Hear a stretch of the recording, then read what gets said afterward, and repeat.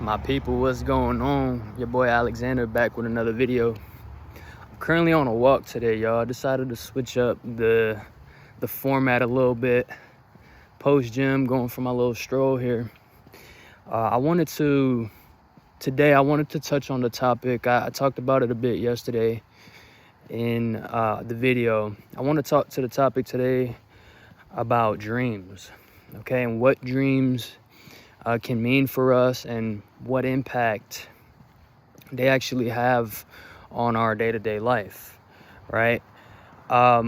It is very common for you when you are going through, a transformation period in your life, for you to be having, vivid dreams, or, you may be having dreams of different occurrences, things that may have happened in your past, maybe old places that you may have been in the past. And super important because our dreams are processing emotions and information that we fully didn't process in our waking life. All right, these are things that your dreams can help you deal with these unsettled emotions that you may have, or give you, confirmation as to, the progress you've been making, right?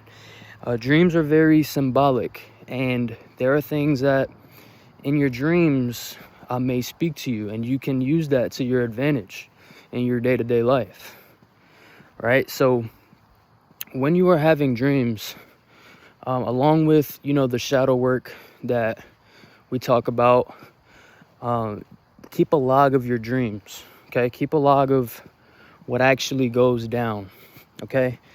And keeping a log is very simple. It's as simple as you just, when you're waking up and you remember your dream, before that dream disappears, before you forget it, pull out your phone, record an audio message, and speak directly into your phone, all right? And log these things, because like I said, you can use this information to your advantage, right? And I know from a personal experience, from my experience just with dreams, as I'm going through this transformation period, right, as we're going through it, I'm sure some of you watching may know what I'm talking about. Like, you may have already had some dreams that it's just kind of mind-blowing, or you just, you wake up and you're feeling like, dang, like that speaks to me, right? Or I feel that, I felt that, right?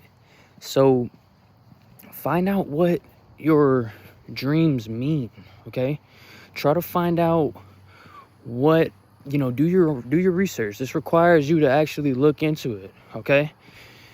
Do your research, all right? Find out what, the places that you remember in your dreams. Find out if that is something that was, maybe linked to your past, or something that you may have been thinking about, as of late. Pay attention to the emotions that you felt in your dreams, okay? In certain points, right? There may be times where, you felt an emotion, right? You may have felt angry about something, or you may have possibly cried in your dream, right? These are all super important because these are unresolved emotions that are unconsciously or subconsciously, in there. And we need to find out what is bringing that to the surface, right? Why is it coming to the surface? Have you been thinking about things that, may have happened to you, at some point in your life? Or maybe you might be feeling anxious about, your future. You may be feeling, unsettled about what might be coming, right? Or it's very common, transformation period. We obviously have a system in place for ourselves. We obviously are working towards something, and we know that us putting the work in is going to produce a great outcome. But it's common for you to, feel these type of things and have these experiences. But but it's about how you process the information and what you actually do with it. So don't get discouraged, okay?